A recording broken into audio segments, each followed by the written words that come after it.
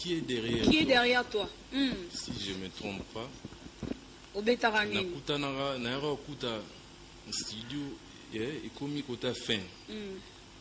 Nakutananga na 2 chansons etikala wana. Na totola on vite fait. O totola ngo ndenge nini po ya onde bat ba osela pela banda ku batalo totola ka ngo ndenge nini po ya affaire azala convaincu po mambo ya mystique quoi, n'est-ce pas?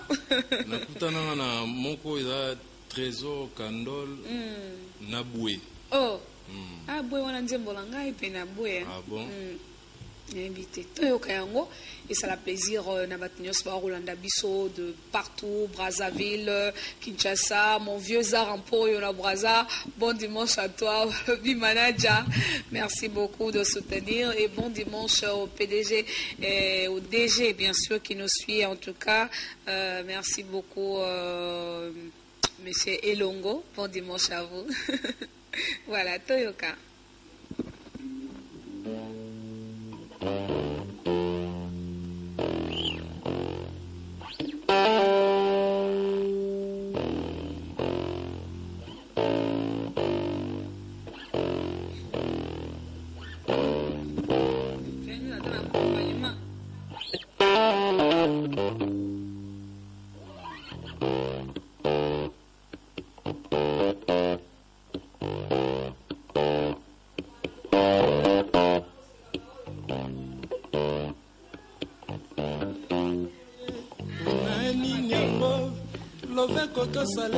oyemba penzoka na moto kaka ye moko moto akobwakisa yo lamu parolier saladage loin des épreuves du cœur et lokuta pona nini mavinga mosika pembeni ya motema te nakomi obanga mondaki olobaki nasomela yo nzoka ezalaki obomanga vraimen mon amour mama potanga normal natikali mwana moe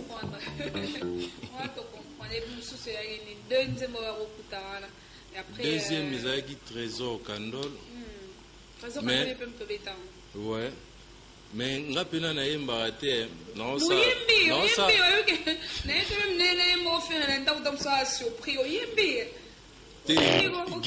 Guilhem Avakala ayebi déjà qu'on beta guitare na koyemba et ya ba option Guilhem Avakala ayebi ke tant tozala pembeni na nika bonina ba miliki wana ekitara wana biso totsaka bagobele tant totsa tozomelango mba moko esala pe c'est bon yango balobaka nde formation nde yango.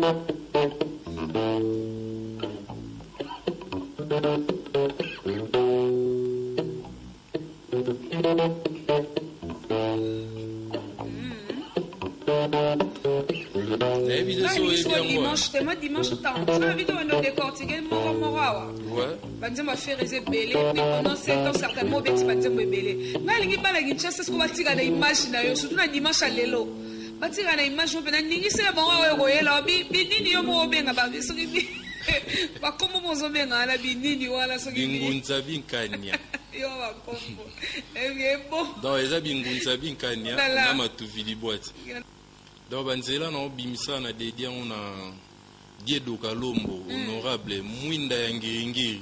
Ah bon? Donc, des fois, t'es calaté, parlement, c'est bon.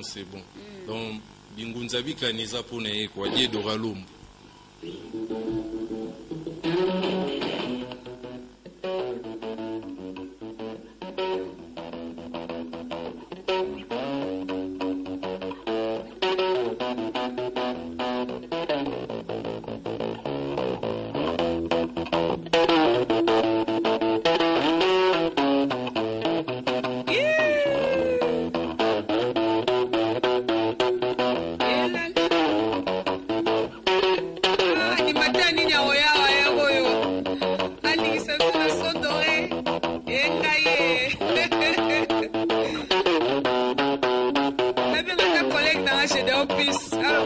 tu m'entends?